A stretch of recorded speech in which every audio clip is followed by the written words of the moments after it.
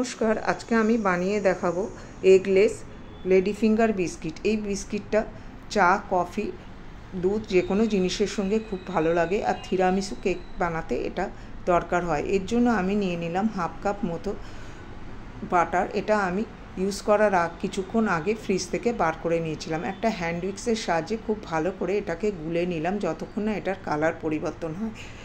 আপনারা হ্যান্ড উইক্সের বদলে electric বিটারও use করতে পারেন। এবার এর মধ্যে দিয়ে দিলাম আমি হাফ কাপ মতো পাউডার সুগার। সবগুলো হ্যান্ড উইক্সের সাহায্যে খুব ভালো করে মিশিয়ে নিলাম যতক্ষণ না এর কালারটা একদম সাদা হয়ে যায় ক্রিমের মতো, এবং ক্রিমের মতো স্টিপ পিক তৈরি না হয় ততক্ষণ আমাকে এইভাবে গুলিয়ে যেতে হবে।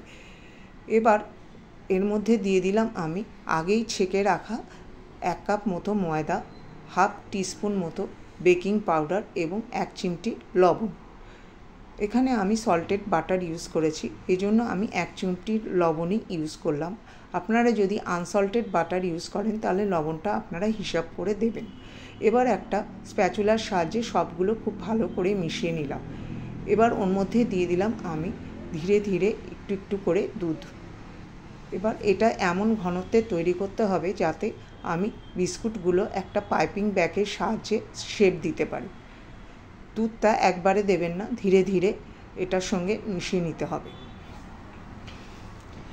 এইভাবে মিশিয়ে নেওয়ার পরে যখন এই রকম ঘনত্বের হবে তখন একটা গ্লাসের মধ্যে পাইপিং ব্যাগ রেখে তার মধ্যে ধীরে ধীরে ওই ডোটা দিয়ে ঢেলে দিতে হবে স্প্যাচুলার সাহায্যে। রেসিপিটা যদি ভালো লাগে লাইক, শেয়ার, কমেন্ট অতি অবশ্যই করবেন, আর চ্যানেলটা সাবস্ক্রাইব করার অনুরোধ রইল। স্প্যাচুলার সাহায্যে খুব ভালো করে পাইপিং ব্যাগের মধ্যে ডোটাকে ঢুকিয়ে দিতে হবে। এখানে আমি পাইপিং ব্যাগে কোনো নজল ইউজ করিনি, কারণ কেক বানানোর জন্য এখানে নজলের কোনো প্রয়োজন নেই। একটা বেকিং ট্রে আমি নিয়ে তার মধ্যে নিয়ে নিলাম বেকিং পেপার।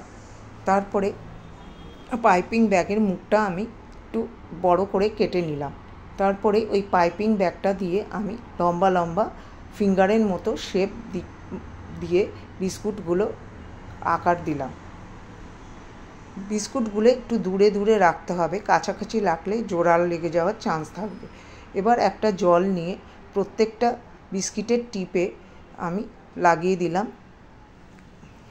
আঙ্গুলের মতো শেপ হওয়ার জন্য। এবার একটা প্রিহিটেড ওভেনে আমি দিয়ে দিলাম 160 ডিগ্রিতে 12 থেকে 15 মিনিটের জন্য। বেকিংটা আপনারা হিসাব করে দেবেন, কারো বেশি হয় কারো কম হয়। দেখা হবে পরে।